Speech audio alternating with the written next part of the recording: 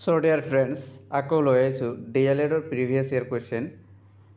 DLED diploma in elementary education first semester and evaluation 2021 paper হৈছে আমাৰ S1.9 অৰ্থাৎ semester 1 পেপাৰখন হৈছে 9 আৰু ইয়াত কি আছে work and education কৰ্ম আৰু শিক্ষা। সো ইয়াত টোটাল 20 মার্ক আছে। সো প্রথম কোয়েশ্চনটো হৈছে উত্তর লেখা রাইট আনসার কর্মশিক্ষার এটা উদ্দেশ্য লেখা অর্থাৎ আমি যে শিক্ষা অর্জন কৰোঁ এইটো অকল যে বিদ্যালয়ত গৈ ইউনিভাৰ্সিটি কলেজত গৈ যে শিক্ষা অৰ্জন কৰিম এইটো নহয়, কৰ্মৰ জৰিয়তে আমি শিক্ষা লাভ কৰিব পাৰি। কৰ্মশিক্ষাৰ এটা উদ্দেশ্যটো কি আচলতে এইটো হৈছে ভকেশনাল এডুকেশ্যনৰ লগত জড়িত যে আমি যাতে কোনো এটা কৰ্ম কৰোঁ সেইটো যাতে ভৱিষ্যতে আমি সেই কৰ্মটো কৰি আমাৰ জীৱন নিৰ্বাহ কৰিব পাৰি, সেইটো হৈছে কৰ্মশিক্ষাৰ এটা উদ্দেশ্য। Right one objective of work education. এতিয়া শিক্ষাৰ স্তৰ চাৰিটা উল্লেখ কৰা। শিক্ষাৰ কেইটা স্তৰ আছে আমাৰ চাৰিটা স্তৰ আছে, সেই চাৰিটা স্তৰ আমি উল্লেখ কৰিব লাগে। নম্বৰ আছে 1 mention the 4 pillars of education. শিক্ষা in relation to education we have 4 pillars and we have to mention those pillars. So C option question number C বৃত্তিমুখী শিক্ষা আৰু কৰ্মশিক্ষাৰ মাজৰ এটা পাৰ্থক্য লেখা যে বৃত্তিমুখী শিক্ষা যেটো আছে ভকেশনাল এডুকেশ্যন আছে হেতুৰ লগত আমাৰ কৰ্মশিক্ষাৰ কোনটো পাৰ্থক্য আছে সেই পাৰ্থক্যটো আমি লিখিব লাগে। Write one difference between work education and vocational education. So vocational এডুকেশনটো আসলতে কোনটো এডুকেশন যেটো এডুকেশন আমি লও কি আনুষ্ঠানিকভাৱে লও, কিন্তু ওয়ার্ক এডুকেশন যেটো আছে হেতু অনানুষ্ঠানিক শিক্ষা হয়। So work education is uninstitutional education and vocational education is the institutional education. So question number D কর্মশিক্ষাত ব্যবহৃত দুটা মূল্যায়ন সঁজুলিৰ নাম উল্লেখ কৰা। Mention two tools used for evaluation of work education. So work এডুকেশনটো আমি মূল্যায়ন কেনেকৈ কৰিব পাৰি হেতুৰ ওপৰত দুটা আহিলা বা সঁজুলি উল্লেখ কৰিব লাগে। এতিয়া আছো কোয়েশ্চন নাম্বাৰ 2। কোয়েশ্চন নাম্বাৰ 2 আছে কৰ্মশিক্ষাৰ চাৰিটা ক্ৰিয়াকলাপ উল্লেখ কৰা যিয়ে শিক্ষাৰ কৌশল বিকাশত সহায় কৰে। Mention 4 activities of work education which helps in skill development of a learner. So চাৰিটা উল্লেখ কৰিব লাগে, চাৰিটা কৰ্মশিক্ষাৰ চাৰিটা ক্ৰিয়াকলাপ উল্লেখ কৰিব লাগে। কি কি এক্টিভিটি আছে সেই এক্টিভিটিবিলাক আমাৰ উল্লেখ কৰিব লাগে যিয়ে কৌশল কি কৰে বৃদ্ধি কৰে। এতিয়া কোয়েশ্চন নাম্বাৰ 3 আহিছিলে কৰ্মশিক্ষায় ছাত্ৰ ছাত্ৰীৰ মানবীয় প্ৰমূল্যৰ বিকাশ ঘটায় যুক্তিৰে প্ৰতিপন্ন কৰা।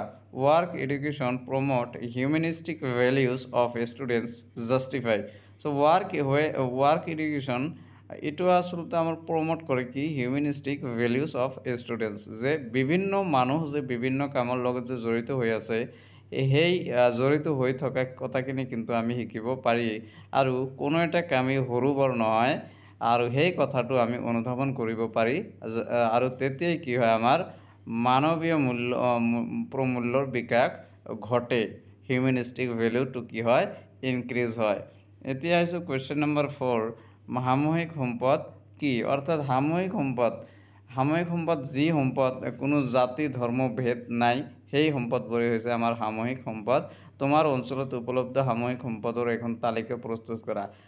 What is community resource prepare list of community resources of your locality. So সামূহিক সম্পদৰ ভিতৰত কি হয় আমাৰ জল পানী ওয়াটাৰ অথবা বায়ু যে আমি গ্ৰহণ কৰোঁ এইটো হ'ব আমাৰ সামূহিক সম্পদ, যি সম্পদ কোনো জাতি ভেদ নকৰাকৈ সকলোৱে ব্যৱহাৰ কৰিব পাৰি।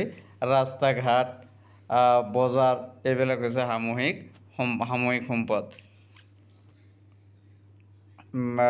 5 নম্বৰ আছে পৰিয়ালৰ বাবে বাজেট কিয় প্ৰয়োজন। মধ্যবিত্ত পৰিয়ালৰ বাবে এখন আদৰ্শ বাজেট প্ৰস্তুত কৰা। যে বাজেট কিয় প্ৰস্তুত কৰিব লাগে আমাৰ যে আমাৰ ইনকামটো কেনেকুৱা আছে আৰু আমি সেই ইনকাম মতে কোনটো ক্ষেত্ৰত আমি কিমান টকা খৰচ কৰিম সেই হিচাপটো আমি মিলাব লাগে আৰু সেই হিচাপটো যদি আমি মিলাই চলিব পাৰি তেনেহ'লে পৰিয়ালত নাটনিয়ে দেখা নিদিয়ে so what is necessity of budget in a family prepare a model budget for middle class family so we have to prepare a budget for a middle class and why is it necessary it is necessary for management of our money of our wealth so এইখিনিয়ে এটা budget প্ৰস্তুত কৰিব লাগে যে শিক্ষাৰ ক্ষেত্ৰত কিমান টকা খৰচ হ'ব মাহিলী হাইষ্টৰ ক্ষেত্ৰত কিমান টকা মাহিলী খৰচ হ'ব আৰু খোৱা লোৱাৰ বাবদ কিমান টকা খৰচ হ'ব তেনেকৈ এটা কি কৰিব লাগিব আমাক টেবল বনাই এই বাজেটটো প্ৰস্তুত কৰিব লাগিব এতিয়া আমি আহিছোঁ পৰৱৰ্তী কুৱেশ্যন লৈ সো পৰৱৰ্তী কুৱেশ্যনত পেজ নম্বৰ 2 আইটো চমুটো তালিকা যিকোনো দুটাৰ চমুটো লিখিব লাগে কোঠাৰী আয়োগ আৰু কৰ্মশিক্ষা যে কোঠাৰী আয়োগ যেতিয়া হৈছিল আমাৰ কোঠাৰী আয়োগত কৰ্মশিক্ষাৰ প্ৰতি কোনবোৰ দিশত গুৰুত্ব দিয়া হৈছে সেইটো আমি লিখিব লাগে সো আয়োগ কিন্তু বহুকেইটা আছিল মডেল ইয়াৰ আয়োগ কোঠাৰী আয়োগ এই কোঠাৰী আয়োগৰ উল্লেখ কৰা হৈছে এইটোৰ লগত জড়িত কৰ্মশিক্ষাটো আমি লিখিব লাগে Kothari commission and work education so ঘৰৰ সুৰক্ষা আৰু নিৰ্ভয়তা household safety and security পিছৰটো আছিল শেষৰ কুৱেশ্যনটো আছিল আমাৰ জনসংখ্যা শিক্ষা আৰু সমাজৰ পৰা কুসংস্কাৰ দূৰীকৰণ population education and removal of evil customs from the society so জনসংখ্যা শিক্ষা আমাৰ থাকিব লাগে জনসংখ্যা বেছি বৃদ্ধি হ'লে কি হয় তাৰ পৰা কুসংস্কাৰৰ সৃষ্টি হয় গতিকে কুসংস্কাৰ আঁতৰাবলৈ হ'লে আমি জনসংখ্যা নিয়ন্ত্ৰণ কৰিব লাগিব সো এইখিনি আছিল আমাৰ 2021 আৰু 2021 কুৱেশ্যন পেপাৰ আৰু পেপাৰ কোন হৈছে ৱৰ্ক এণ্ড এডুকেশ্যন তো আপোনালোকে আৰু বেলেগ পেপাৰবিলাকৰো প্ৰিভিয়াছ ইয়াৰ কুৱেশ্যন দি থকা হৈছে সেইবিলাক আপোনালোকে চাব আৰু ভৱিষ্যতে দি থকা ভিডিঅ'বোৰ পাবলৈ মোৰ চেনেলটো ছাবস্ক্ৰাইব কৰিব ধন্যবাদ